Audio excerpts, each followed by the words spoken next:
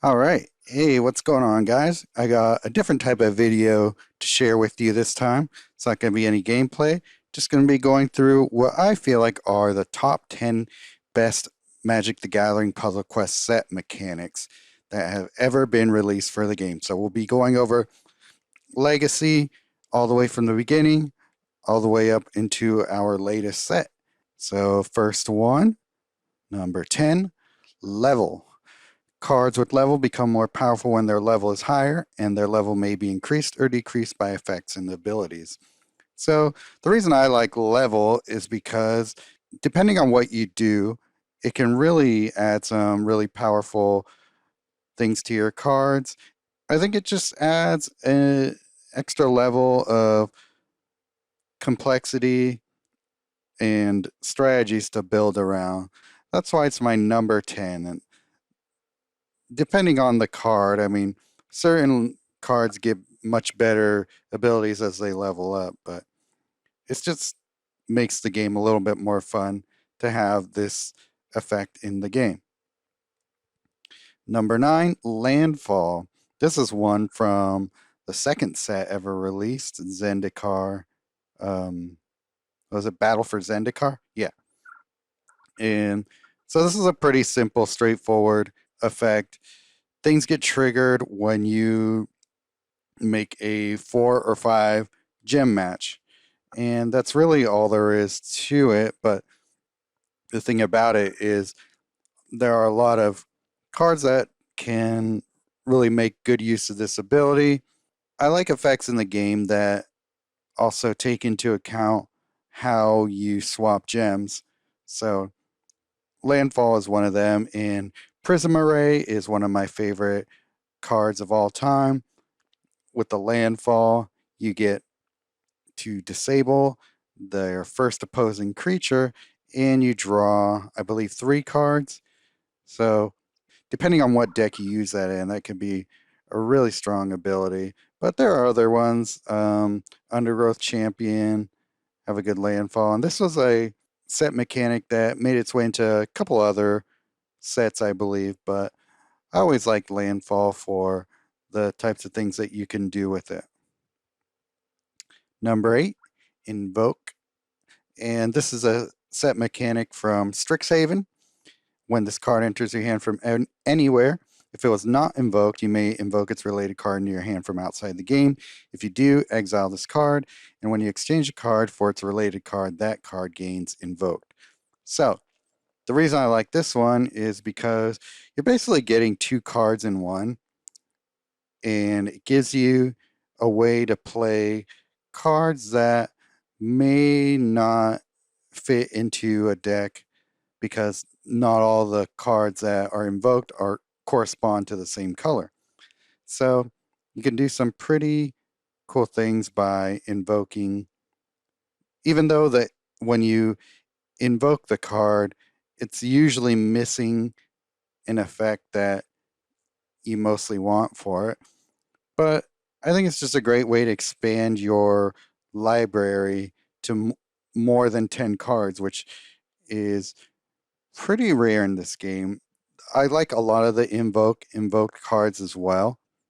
So that's also another reason I like this set mechanic. So it's a good one, and I will miss it when it rotates out of standard. I wish there were actually more cards that had it, but that's kind of how it is with all these set mechanics I really like. I would just wish they had more cards with them. Number 7 is Mutate, and this is from Ikoria. When you cast this card from your hand, if you control a non-token, non-mutated creature, you may choose it to enter the battlefield as a mutation. If entered as a mutation, reinforce target non-token, non-mutated creature you control. That creature gains the card's mutation effect. And yeah, the reason I like this mechanic is because it's very creature focused. The only thing that I don't love about it is that it only triggers when you cast the card. But when you cast a card, it basically expands the usefulness of a deck that has more than 3 creatures in it, because it's almost like casting a creature as a spell card that enchants that original creature that you're mutating. So every time you cast that creature, you get a bonus effect from it. And usually that bonus effect can be really useful. They're not always the best, but there are plenty of mutated cards that can do really awesome things with it. So this is a set mechanic that I hope comes back, because I think even though I really like it, I think that it can be expanded to even more interesting and cool things that you can do with it. Number 6, deny time bubble. So this is a really complicated mechanic, so I think that's why it doesn't go up further in my ranking here. And I think a lot of people don't understand it until they've used it for a while. So I'll try my best to explain it and why it's really cool. So when a player denies a gem, their opponent will receive an evergreen called denied, and that shows up under their picture. And denied gems work differently according to the player that matches them. This is where it gets a little more complicated. If a denied player matches it, say your opponent, their non-blue mana bonuses will be reduced by the restrain effect. And restrain just means you get a -1 to all of your mana bonuses besides blue. Otherwise, an invisible support token, the time bubble, will be created on the board. So if I match a denied gem, a time bubble gets created. And the time bubble, when this support is destroyed or loses shield, if it's your turn, drain 3 mana from your opponent's hand. So if I match that time bubble, that's what happens. Otherwise, if your opponent matches it, they discard the first card with mana from their hand. So that's a really impressive and oppressive mechanic, because if you fill up the board with time bubbles and they have cards full of mana in their hand, they're just going to discard every single one of them as they keep matching those time bubbles. So you could really devastate somebody's hand. And then ambiguity, adding to that, the card ambiguity, every time a time bubble is destroyed, a new gem gets denied.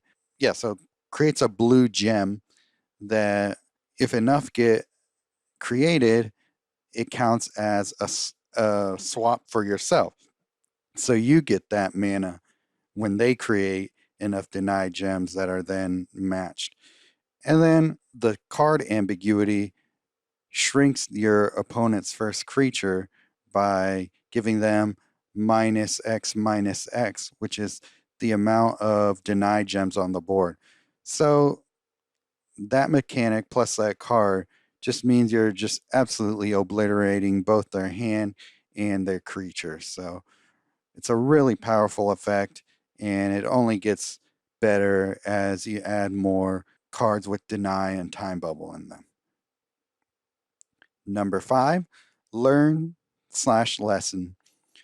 This is from Strixhaven as well. So when a card triggers learn, the player will be able to choose one from up to 4 predetermined lesson cards to add to their hand. The amount available may vary according to the card's rarity. So the reason I like this mechanic, just like Invoke and Invoked, it adds more cards to your deck, basically. By playing that learn card, you get a choice of 4 different cards, and not all of them are great, but they are colorless cards, I believe. Depending on what card you cast that has learn, you get a choice of 4 to choose from, and you get to play with that card as if it's a card in your library. So if you shuffle your hand or retrieve it from the graveyard, it counts as a card like that. It doesn't get exiled after casting. So it becomes permanently in your deck after you use it. So it's a cool way to add more cards to your deck, and stuff like Intro to Annihilation, Containment Breach, yeah, and a bunch of other cards that have a pretty good amount of usefulness. Fractal Summoning is one that also can be useful to speed up games. And so, yeah, I don't see them bringing this mechanic into further sets unless they return to Strixhaven in Magic the Gathering later on, but it's a really fun mechanic to use as of now. And I find myself using cards with learn and lesson a lot, such as Field Trip. I think there's a couple other ones, but I would say Field Trip is the one I use the most. All right. Number 4, Resilient. I believe this came out in Theros. Whenever a player matches this support's gem, it gains 1 shield. Then this support shield changes color. And the reason I like this mechanic is because the only way you can get rid of resilient supports is by destroying them with a spell or a support destruction effect such as Demolish or Conclave Naturalists. And the reason I like this and another reason I like this mechanic is because it's usually on pretty powerful supports. Wizard class has it, Erixmithis has it. There's a few from Theros that this mechanic comes from that have it, and it's good too. And I like that it's not only a mechanic that they kept in Theros. I like that they keep bringing it back. That's one of the big pluses for me when it comes to this mechanic. So I'm sure they'll continue to use it. And yeah, I think it's just a really useful effect for your supports to have when they have it. Number 3, Leader. So this is one of my all-time favorites, obviously, since it's number 3. When a creature with Leader enters the battlefield, it exiles all tokens you control with any of the given subtypes. It's reinforced for each token and token reinforcement it exiled. And the reason I like this mechanic so much is because there are a lot of tokens out there and a lot of different token generators, and not all the leader creatures have really powerful effects, but some do. Some, such as Armament Master, Battle for Bredagard, just basically anything that creates a lot of tokens and a lot of specific tokens can really just make your creatures on your side just huge, really simply and really easily. The only thing I wish Leader had was more creatures with different leader subtypes. So there's like Goblin Leader and Zombie Leader, but a lot of those aren't that powerful of cards even when reinforced. I wish every type of token had a corresponding creature who was a leader. I think that would be really fun. And I love trying to figure out how to make my creatures with leader reinforced. It's one of my favorite things I've messed around with since they introduced this mechanic. So, yeah, I hope they keep making more leader creatures. Number 2, Enchanted. Enchanted reads, an enchanted card gains extra abilities in addition to its original ones. So it's kind of funny because a lot of cards, even before the introduction of Enchanted in Theros, had effects that were already like Enchanted, but they never gave it the proper sort of distinction. I like it because there are so many different types of cards and spells that can enchant, not only make your creatures stronger, but they also can do the same against your opponents. You can really wreck your opponent's creatures or your planeswalker, giving it enchanted. So this is just such an all-encompassing mechanic, and it gives such a wide variety of different things that it's just so ubiquitous in the game that I believe it's one of the most popular and just enduring mechanics in the game. So this is here just because I just think that it deserves its proper respect for all the different things that it can do. All right, and number 1, for me, it's landforming.